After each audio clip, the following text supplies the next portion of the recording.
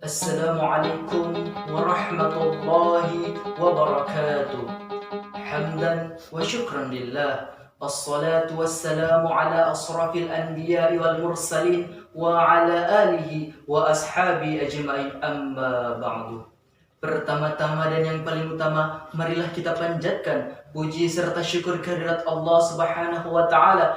Dialah Allah Subhanahu wa taala yang maha besar dari segala sesuatu yang besar.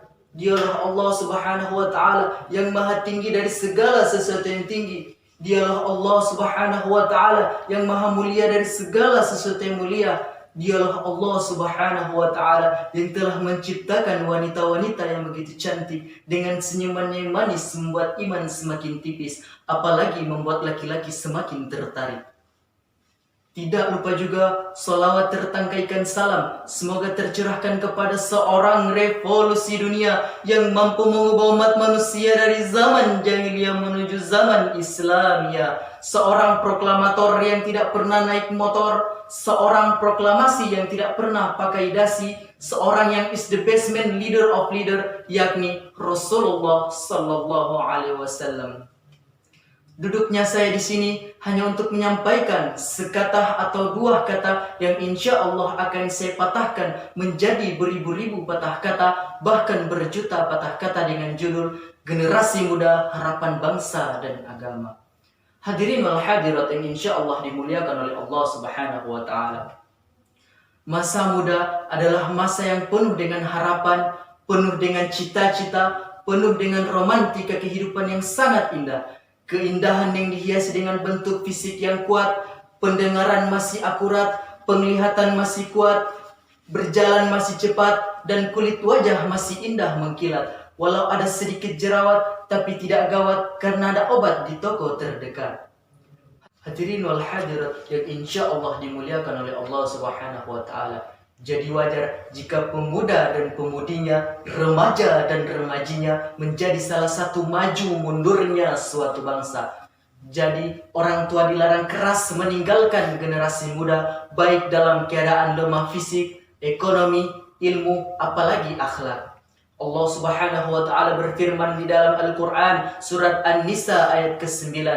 A'udzu billahi minasyaitonir rajim. Bismillahirrahmanirrahim. وَلْيَخْشَى الَّذِينَ لَوْ تَرَكُوا مِنْ خَلْفِهِمْ ذُرِّيَّةً ضِعَافًا خَوْفٌ عَلَيْهِمْ فَلْيَتَّقُوا اللَّهَ وَلْيَقُولُوا قَوْلًا سَدِيدًا.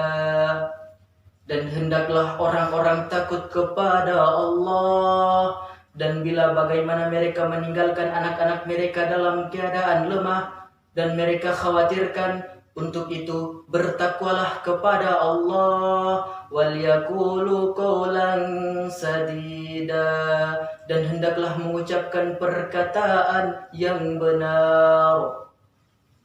Hadirin wal hadirat yang insyaallah dimuliakan oleh Allah Subhanahu wa taala. Pemuda memiliki peran yang sangat besar dalam suatu pembangunan bangsa dan agama. Pemuda hari ini adalah pemimpin masa depan.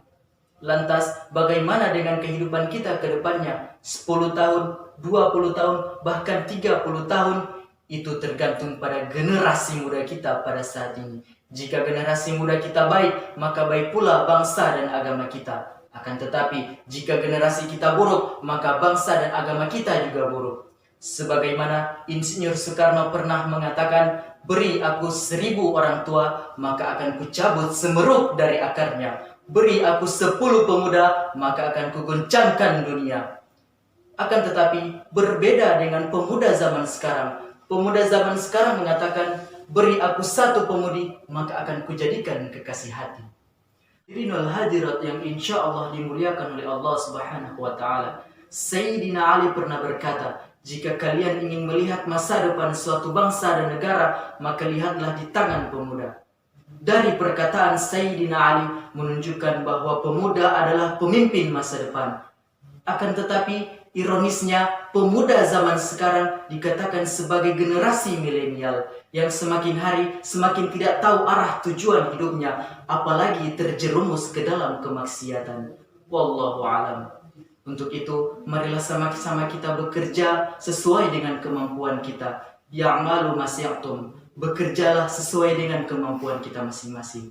Mungkin hanya itu yang dapat saya sampaikan. Lebih dan kurangnya saya mohon maaf, karena kesempurnaan hanyalah milik Allah Subhanahu wa Ta'ala. Yang saya sampaikan ini sedikit, tapi insya Allah bermanfaat bagi kalian. Karena baginda Rasulullah Sallallahu Alaihi Wasallam bersabda, khairun nas anfa'uhum linnas. Sebaik-baik manusia adalah yang bermanfaat bagi orang lain. Jangan melihat siapa yang menyampaikan, tapi lihatlah apa yang disampaikan. Kalaupun itu datang dari seorang preman, jika itu baik, maka ambillah. Sekian, wabillahi taufiq wal hidayah wa ridha wal inayah. Wassalamualaikum warahmatullahi wabarakatuh.